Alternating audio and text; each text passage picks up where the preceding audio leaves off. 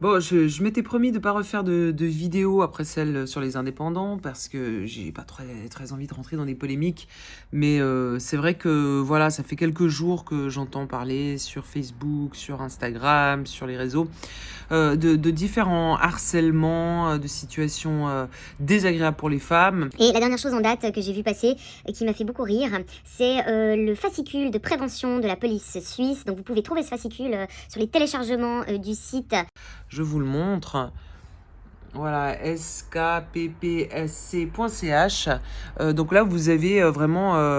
Donc c'est pas, je n'invente rien. Hein. Ce que je vais vous lire sont des extraits de ce fascicule au chapitre délit et exploitation sexuelle. Et je vous avoue qu'à certains de ces conseils, j'ai presque eu un fou rire. Donc à un moment donné, je suis obligée. Ne laissez jamais paraître que vous êtes une femme qui vit seule le soir. Fermez les volets, les stores ou tirez les rideaux. Dehors, c'est la jungle. Dehors, c'est la guerre. Les femmes, elles restent dedans. Les femmes, elles s'occupent des enfants. Les femmes, elles restent en sécurité. Ah oui? Et parce qu'en fait, vous faites quoi? Vous allez chasser la boîte de conserve? Chut, ta gueule, Janine. J'en vois une là, juste derrière le tofu.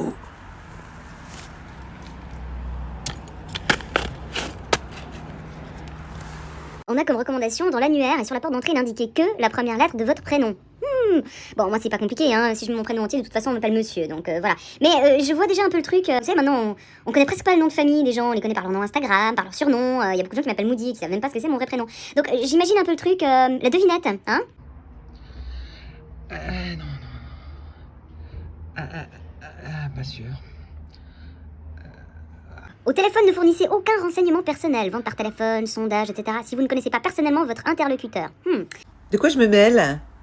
C'est-à-dire que je dois bien vous livrer la pizza quelque part. Si j'ai pas d'adresse, Non, la police, elle m'a dit que je devais pas dire mon adresse aux gens que je ne connaissais pas. Bon, mais je la livre où, votre pizza?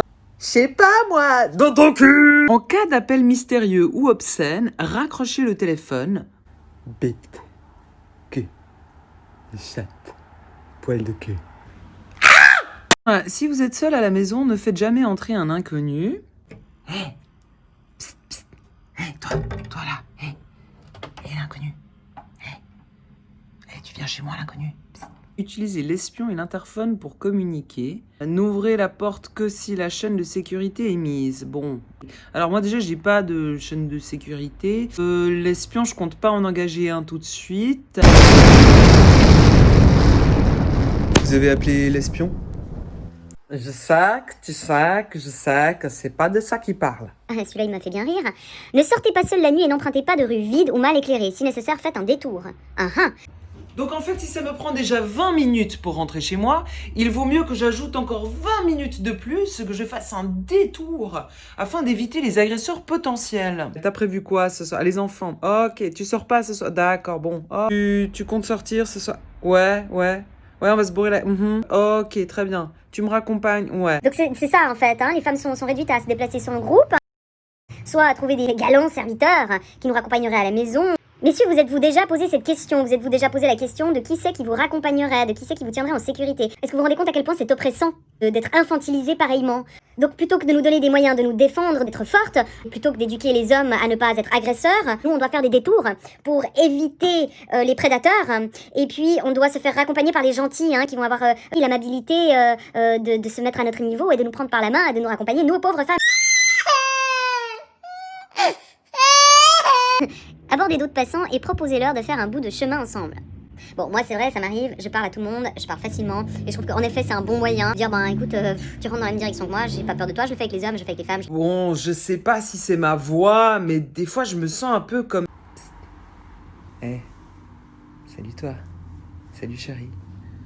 On fait un petit bout de route ensemble? Ne montez jamais dans la voiture d'un inconnu. Bon, Uber, chauffeur de taxi, ouais. Alors je sais pas vous, mais je connais pas personnellement tous les chauffeurs de taxi et tous les chauffeurs de Uber.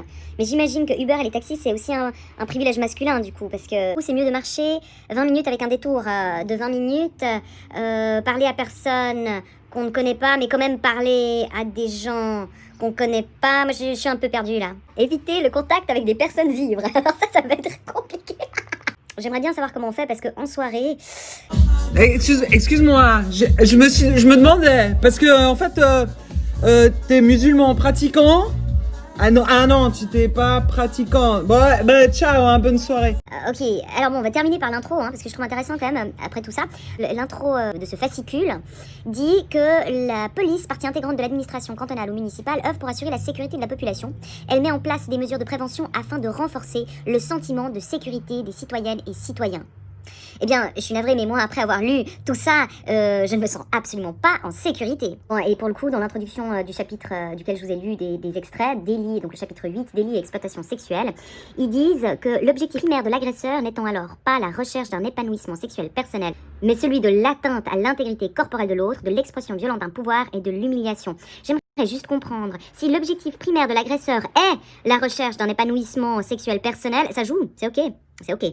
Je veux dire, si on viole pour son propre plaisir et pas dans l'idée de faire du mal à l'autre, ça va. En partant de ça, on a déjà un sérieux problème, les amis. On a un sérieux problème. Bon, mais comment est-ce qu'on fait maintenant pour faire évoluer ça? Comment est-ce qu'on fait dans une société où une des fenêtres principales sur la sexualité, c'est Internet, avec des sites comme Pornhub, comme YouPorn, les premiers, les plus faciles d'accès, ceux auxquels les jeunes ont accès, ceux auxquels les hommes, de manière générale, ont accès, ceux auxquels les femmes ont accès, et qui dépeignent une femme dont la sexualité est réduite à, souvent, très souvent, au prime abord, à la soumission, à l'agression, à être forcée, voilà, et qui finit même, finalement, elle-même par être convaincue que c'est ça qu'elle aime, que c'est ça qu'elle désire. C'est très difficile d'y voir clair dans un monde qui dépeint le désir des hommes et des femmes comme ça. Si on n'aime pas ça, on est frigide. Si on aime ça, on est des putes. Donc en fait, on a le choix entre pute, prude ou mère éventuellement. Ce qui m'ennuie dans ce fascicule de prévention est comme très souvent, on pose la femme en victime, la femme est victimisée. Elle se retrouve sans pouvoir, fragile, désarçonnée, désarmée face à un prédateur. Et en même temps, ce qui est terrible, là où on est vraiment bloqué en tant que femme, c'est qu'on est à la fois victime, mais on est responsable. Hein, donc c'est de notre faute. Hein, si on se fait agresser, c'est parce qu'on n'a pas été assez prudente, c'est parce qu'on n'a pas fait un détour assez grand, c'est parce que le domaine public appartient à l'homme et qu'on n'est pas censé s'y promener toute seule. On entend des parents dire à leurs filles de faire attention. Moi, on me l'a dit. Moi, j'ai grandi dans cette idée que je pouvais me faire agresser à tout coin de rue. J'ai grandi dans la peur. On grandit dans cette peur d'être agressé par l'homme. Alors qu'en fait, c'est pas les filles qu'il faut avertir. Les filles, il faut arrêter de les mettre en position de victime. Il faut leur donner de la force. Il faut expliquer aux hommes ce que c'est que la civilité, ce que c'est que la bienveillance, ce que c'est que le respect, ce que c'est que l'amour envers son prochain, sa prochaine. Et je vous pose la question à vous, messieurs, est-ce que vous avez envie qu'une femme vous aime parce qu'elle vous craint et parce que vous la dominez? On apprend aux hommes à se comporter comme des prédateurs et aux femmes à se comporter comme des proies, alors que l'homme n'a pas besoin de manger la femme pour survivre ou pour vivre, et que la femme a le droit à sa liberté, la femme a le droit aussi à l'espace public. Je vais terminer par une petite anecdote, parce que j'aime bien les petites anecdotes. Alors cette petite anecdote illustre bien ce que je vous racontais sur les proies. Sur les proies et les prédateurs. Donc on est parti cet été avec des copines à vélo. On est descendu en France. Oui, entre femmes à vélo. Ouais, on a osé faire ça. Et un jour on s'arrête, on prend une pause au bord d'une rivière pour se rafraîchir. Donc on choisit un coin tranquille, il y a personne, on se change, on met nos maillots de bain et tout ça, et on va à l'eau. Et plus tard il y a deux hommes qui arrivent, qui se posent, qui prennent leur apéro, leur verre. Et qui nous fixent, hein, qui nous dévisagent. Puis j'ai une amie qui au bout d'un moment elle craque, hein, parce qu'elle est en train de se changer, elle est en train de se rhabiller, et puis elle a noué donc une serviette de bain autour d'elle, et puis elle essaye de faire ça, mais c'est difficile parce que les gars ils nous fixent, ils sont en train de la dévisager. Donc au bout d'un moment elle craque. Hein. Et ce que je vous racontais à propos du prédateur et de la proie, hein, de cette position dans laquelle on est mise, c'est que la proie elle a trois manières de réagir. Vous avez déjà tous vu un documentaire animalier. Hein. La proie elle peut soit faire la morte, soit s'enfuir, soit tenter de se défendre. Donc là en l'occurrence ce que beaucoup de femmes font maintenant, et je les félicite de le faire, mais c'est pas non plus forcément la solution. Elle se défend, donc elle réagit fort, elle dit mais vous pourriez pas regarder ailleurs?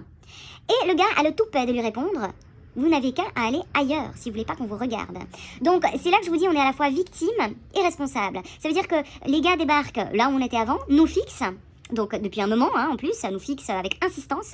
Et au moment où on se change, plutôt que par courtoisie, par civilité, par respect, plutôt que de tourner le regard, la regarde intentionnellement.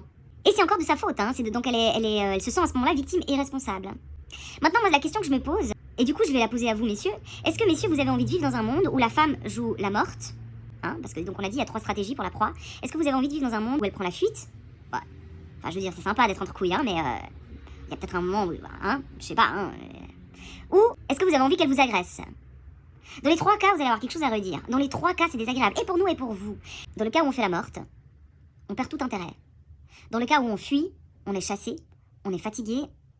Après, les hommes disent « Mais je comprends pas, pourquoi elle fuit, pourquoi elle veut pas de moi, etc. etc. » Et dans le cas où on se défend, eh bien on nous dit « Ah, ça va la féministe, chut, ça va, calme-toi, on vous a assez entendu, ça suffit, on en a marre de cette agressivité, on en a marre de cette colère. » Franchement, si on vous fait « Vous allez répondre comment, vous? Vous allez répondre comme ça? Comme ça?